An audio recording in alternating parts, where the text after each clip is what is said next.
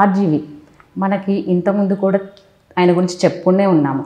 ఆయన తలనరికి తీసుకొస్తే ₹1,00,00,000 ఇస్తా అని పబ్లిసిటీ ఇదంతా జరుగుతూనే ఉంది సార్. జరుగుతున్నప్పుడు మనకి వ్యూహం సినిమా కూడా స్టాప్ చేయడం జరిగింది. దీని గురించి కూడా కోర్టులో కేసు వేయడం ఇదంతా అయింది. అయినాక ఇప్పుడు మళ్ళీ కొలికిపుడి ఇప్పుడు మళ్ళీ వార్తల్లోకి వచ్చారు. ఏమంటున్నారంటే ఇప్పుడు ఆర్జీవి నాకు భయపడ్డాడు, నన్ను చూసి భయపడి దాక్కున్నాడు అని చెప్తున్నాడు. దీని గురించి ఏమంటారు సార్? ఆయన ప్రెస్ మీట్ నేను చూశాను. కొలికిపూడి శ్రీనివాస్ ఆయన సిఐడి వాళ్ళు పిలిచారు కాబట్టి సిఐడి దగ్గరికి వెళ్ళి దాదాపు 10 గంటల పాటు సిఐడి విచారించింది ఆయన్ని. విచారణ అయిపోయినాక ఆయన మీడియాతో మాట్లాడారు. ఆయన ఏం మారలేదు. దాంట్లో కూడా ఆయన గట్టిగానే అతను ఒక చీడపురుగు, ఒక ఉన్మాది, అట్లాంటి ఉన్మాది చీడపురుగు సమాజంలో ఉండడానికి అర్హత లేదు, అందుకనే నేను ఆ మాట అనాల్సి వచ్చింది. మీరు నా మాట కాకుండా దాని వెనక నా ఆవేశాన్ని అర్థం చేసుకోండి. అది చట్టానికి ఇబ్బంది కాబట్టి నన్ను పిలిచారు వాళ్ళు. నేను ప్రతి దానికి సమాధానం ఇచ్చాను. నాకు ఆర్జీవికి వ్యక్తిగతంగా ఏ రకమైన వైరం లేదు. జీవితంలో ఫస్ట్ టైం ఆర్జీవి భయపడ్డాడని చెప్పారు నాకు. నేను ఆల్రెడీ ఆర్జీవి నా మీద కంప్లైంట్ ఇవ్వగానే ఆయనకు ఫోన్ చేశాను, తీయలేదు. మళ్ళీ ఇప్పుడు కూడా చేస్తున్నాను చూడండి అని చేసి ఫోన్ అందరికి చూపించాడు. దానిపైన ఆర్జీవి అని పెట్టుకున్నాడు. ఆర్జీవి అని వస్తుంది, ఆయన తీయలేదు ఫోను. ఇది జరిగింది.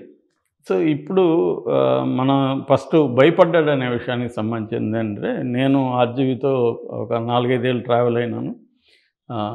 ఒక సినిమా కంప్లీట్గా కిల్లింగ్ వీరప్పన్కి స్క్రిప్ట్ రాశాను. షూట్కి కూడా ఫారెస్ట్ షూట్కి వెళ్ళాను. అప్పుడప్పుడు కూడా ఎప్పుడైనా కలుస్తుంటాం. ఆయన ఎప్పుడైనా పని ఉంటే నాకు ఫోన్ చేస్తారు. సో మామూలుగానే ఆయనకున్న నేచర్ ఏమంటే ఎవరు ఫోన్ చేసినా తీరైనా, ఎందుకంటే టైం వేస్ట్ అనుకుంటారు. ఆయనకు పని ఉంటే ఫోన్ చేసి అది కూడా చాలా బ్రీఫ్గా ఎంత చెప్పాలో అంతే చెప్తారు. ఒక మాట కూడా వేస్ట్ ఉండదు. ఒకవేళ మనకేమన్నా ఇప్పుడు నాకేమన్నా ఆర్జీవితో అవసరం ఉంటే మెసేజ్ పెడితే ఆయన రిప్లై ఇస్తారు. అంత తప్ప నేను ఫోన్ చేస్తే కూడా తీరాయన. క్వశ్చన్ మార్క్ పెడతారు కావాలంటే. ఆయనకి మరి ఇది ఉంటే క్వశ్చన్ మార్క్ ఎందుకు చేసావు అన్నట్టుగా.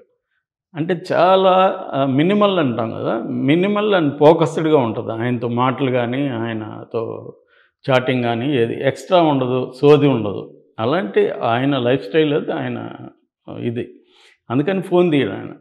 రెండోది, ఇతను తల నరికి తెస్తే ₹1 కోటి ఇస్తానంటే ఇతను ఫోన్ ఎందుకు తీయాలండి ఎవరైనా? ఆయన కూడా మనిషే, ఆయనకి కోపం ఉంటుంది, ఆయనకి బాధ ఉంటుంది, అన్నీ ఉంటాయి కదా. Is also human being. నన్ను ఎవరైనా నీ తల నరికి తెస్తే ₹1 కోటి ఇస్తానని నాకు ఫోన్ చేస్తే నేను తీస్తానా? తీను కదా. సో ఆయన లైఫ్లో ఇప్పటివరకు ఆయన ఎవరు రకరకాల వివాదాలు, ఆయన ఇంతకంటే పెద్ద వాళ్ళతో అంతా దావూద్ ఇబ్రాహింలంతా ఢీకొని ఇక్కడికి వచ్చాడు. ఆయనకేమి వివాదాలు కొత్త కాదు, థ్రెట్లు కొత్త కాదు, ఇవేమి కొత్త కాదు ఆయనకి. ఇంతకంటే వీళ్ళేం డేంజరస్. ఇతను కొలికిపూడి ఏం చేస్తాడు మహా అంటే టీవీ ఛానల్లో మాట్లాడగా, అంతకంటే ఏం చేస్తాడు? ఆయనకేముంటుంది బ్యాక్గ్రౌండ్?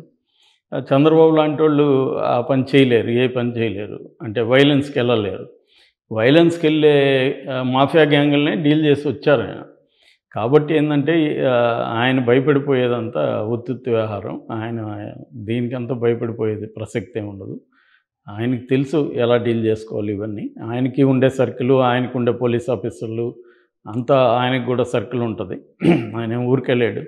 ఆయనకి ఇప్పుడు 2 సీఎంలు బాగా ఫ్రెండ్స్. ఇక్కడ రేవంత్ రెడ్డి మంచి ఫ్రెండ్ ఆయనకి, ఎందుకంటే నేను చాలాసార్లు చూశాను. ఇటు సీఎం మనకు అక్కడ సీఎం జగన్ ఫ్రెండు, కాబట్టి 2 సీఎంలు ఆయన ఫ్రెండ్స్. ఇక్కడ కేటీఆర్ వాళ్ళతో అంతా కూడా ఆయన ఫ్రెండ్లీగా ఉంటారు. ఇంకా నార్త్లో కూడా ఆయన సర్కిల్ ఉంది. కాబట్టి ఆయన ఇట్లాంటి దానేమంటారు బుడ్డ బెదిరింపులకు భయపడిపోయి ఏదో చేసే వ్యక్తి అయితే కాదు. ఈయనేదో అది చెప్తున్నాడు. రెండవది, ఇప్పటికీ ఈయన సమర్థించుకోవడం రాంగ్. అతను చీడపురుగు కాదు, ఉన్మాదం అంతకంటే కాదు. అతను నమ్మిన సినిమా తీశాడు, అది ఖచ్చితంగా తెలుగుదేశానికి ఇబ్బంది. తెలుగుదేశం వాళ్ళు దానికి ఫైట్ చేస్తున్నారు. నేను ఇప్పుడు అతను ఎవరు లోకేష్ కోర్టుకు వెళ్ళడం అదంతా మనం దాన్నేం విమర్శించడానికి లేదు. ఎందుకంటే లోకేష్ని పోలిన మనిషిని పెట్టి, చంద్రబాబుని పోలిన మనిషి పెట్టి, వాళ్ళని విలన్లుగా చూపించి జగన్ని హీరోగా చూపిస్తే వీళ్ళు ఖచ్చితంగా హర్ట్ అవుతారు. హర్ట్ అయినప్పుడు వాళ్ళ లీగల్ పద్ధతులు దాన్ని వ్యతిరేకించవచ్చు, అతనికి ధర్నా చేయొచ్చు, అతని సినిమాలు ఆపేయమని కోర్టుకు వెళ్ళొచ్చు, సెన్సార్కి వెళ్ళొచ్చు, ఇవన్నీ ఫైన్. దాంట్లో ఏమీ లేదు. ఆయన కూడా దాన్ని ఆయన పద్ధతిలో డీల్ చేసుకుంటాడు. ఇదంతా ప్రజాస్వామ్యంలో ఏంటంటే ఎవరు ఫ్రీడమ్ ఆఫ్ స్పీచ్ ఉంటుంది. At the same time freedom of స్పీచ్కి కూడా కొన్ని లిమిటేషన్స్ ఉంటాయి. ఆ లిమిటేషన్స్ దాటినప్పుడు వ్యవస్థలు ఉన్నాయి, అంటే కోర్టులు ఉన్నాయి. దానంతా ఫ్రీడమ్ ఆఫ్ స్పీచ్ దీన్ని ఇక్కడ ఏమన్నా ఇబ్బంది ఉందా అనుకున్నప్పుడు కోర్టు ఆల్రెడీ ఇప్పుడు హైకోర్టులో ఉంది. ఆయన భయపడి ఉంటే ఆల్రెడీ ఇప్పుడు హైకోర్టులో సింగిల్ జడ్జి తీర్పు ఏమిచ్చాడంటే 11 వరకు పోస్ట్పోన్ చేశారు, సినిమా రిలీజ్ చేయొద్దని చెప్పారు. దీనికి సంబంధించిన డాక్యుమెంట్స్ అంతా పెట్టమన్నారు. మొన్ననే ఆర్జీవి వాళ్ళ ప్రొడ్యూసర్ కోర్టుకి బెంచ్కి వెళ్ళి సింగిల్ జడ్జి ఇచ్చిన తీర్పు వల్ల మాకు లేట్ అవుతుంది సినిమా, త్వరగా దీన్ని డిస్పోజ్ చేయమని చెప్పండి అని చెప్తే 8th దాన్ని ఇంకొద్దిగా ప్రీపోన్ చేసి 8th లోపల తేల్చమని సింగిల్ జడ్జికి ఆదేశాలు ఇచ్చింది బెంచ్. మరి ఈయన భయపడిపోయింటే సినిమాని ఆపేయాలిగా, సినిమా త్వరగా రిలీజ్ చేయమని ఎందుకు బెంచ్కి వెళ్ళాడు ఆయన? ఖచ్చితంగా ఆయన ఏదో పద్ధతిలో రిలీజ్ చేస్తాడు. ఏది కోర్టు ఇవ్వకపోతే లీక్ పెట్టేస్తారు, ఐబొమ్మలో పెట్టేస్తాడు సినిమా. యూట్యూబ్లో 100 ఛానళ్ళు యూట్యూబ్లో పెట్టేస్తారు. 100 ఛానల్ నువ్వు తీసేకాడికి నీకు ఇంకొక 100 ఛానళ్ళు పెడతారు. ఆయనకి టీమ్స్ లేవా? ఆయనకి ఎడిటింగ్ ఇది తెలీదా? ఆయన యూట్యూబ్ ఛానల్కి ఐడియా లేదా? ఒక సినిమాని ఆపడం ఇవాళ ఎవరి తరం కాదు. ఎందుకంటే ఇవాళ ఉన్న నెట్వర్క్కి దాన్ని రకరకాల పద్ధతుల్లో రిలీజ్ చేసేస్తారు. ఇప్పుడు పోర్ను కొన్ని 100 సైట్లు బ్యాన్ చేసింది సుప్రీంకోర్టు. ఏమన్నా బ్యాన్ అయినాయా? లాస్ట్లో URL మార్చుకొని మళ్ళీ అవే వస్తుంటాయి. కాబట్టి ఇవాళ ఒకసారి ఫ్రీడమ్ కంప్లీట్గా ఇచ్చేసినాక ఆపడం ఇది.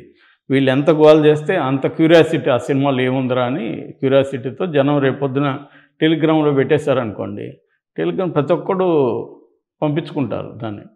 కాబట్టి వీళ్ళ గోల్ తప్ప ఏం లేదు. దాని సినిమాను వదిలేస్తే నిజానికి మామూలుగా సైలెంట్గా వదిలేసి ఉంటే అదొక రోజు ఆడి పోయేది. అది దాన్ని ఎవరు పట్టించుకునేవాళ్ళు కాదు. ఎందుకంటే దాంట్లో తెలియని సంగతులు ఏం లేదు. కాకపోతే ఈయన ఒక సైడ్ తీసుకున్నాడు, జగన్ సైడ్ తీసుకొని వాళ్ళని వెళ్ళను అంటున్నాడు. వాళ్ళ సైడ్ తీసుకుంటే జగన్ వెళ్ళను అవుతాడు, అంతే తేడా. అంతకంటే ఏం లేదు. దానివల్ల ఎవరు 4 ఓట్లు వైసీపీకి పడతాయని ఎవరు అనుకోవాల్సిన అవసరం లేదు. వీళ్ళెందుకు మరి సీరియస్గా తీసుకున్నారు అంటే సార్, ఇప్పుడు మనకి కొన్ని ఇంటర్వ్యూలో చూసాం మనం, ఎవరిని, రామ్ గోపాల్ వర్మని. ఏంటంటే ఆయన ఏది చెప్పినా కూడా స్ట్రేట్ ఫార్వర్డ్గా చెప్తారు, ఏది దాచకుండా మాట్లాడతారు అని. అలాంటప్పుడు ఈ విషయంలో ఫోన్ ఎత్తలేదు అని నాకు భయపడ్డాడు అని అంటే నమ్మడానికి అసలు అదే ఫోన్ ఎత్తున్నాడు, ఖచ్చితంగా ఎత్తలేదు ఆ రోజు కూడా. ఆయన ఫస్ట్ ఆఫ్ ఆల్ ఇతను ఫోన్ చేస్తే ఎత్తడు, నో డౌట్. మామూలుగానే ఆయన ఫోను తీసే కల్చర్ ఆయనకి లేదు. ఏదన్నా ఉంటే మెసేజ్లు పెడతాడు, ఎప్పుడో కానీ రేర్గా. మనతో ఫోన్ చేస్తే కూడా ఆయన ఎంత మాట్లాడాలో అంత మాట్లాడి పెట్టేస్తాడు తప్ప జనరల్ కబుర్లు చెప్పడానికి ఆయన ఫోన్ చేయడు. ఎవరిదంటే వాళ్ళు ఫోన్ చేస్తే తీయడాను. మామూలుగానే ఆయనకున్న ఇది. ఫోన్ దిగిపోతే భయపడినాడని అనేది మీనింగ్లెస్. ఆయన భయపడి ఉంటే సినిమా ఆపేసేవాడు. సినిమా ఆయన ఆపదలుచుకోలేదు కాబట్టి మళ్ళీ బెంచ్కి వెళ్ళాడు. సినిమా ఆపడు, ఆయన ఖచ్చితంగా ఆపడు. ఏదో రూపంలో బయట వస్తుంది సినిమా. అయితే కోర్టులో ఆపినా కూడా నాకు తెలీదు, లీక్ అయిపోయింది అని పోలీస్ కంప్లైంట్ ఆయనే ఇస్తాడు. ఎవరో లీక్ చేశారు నా సినిమాని, ఏం చేస్తారు?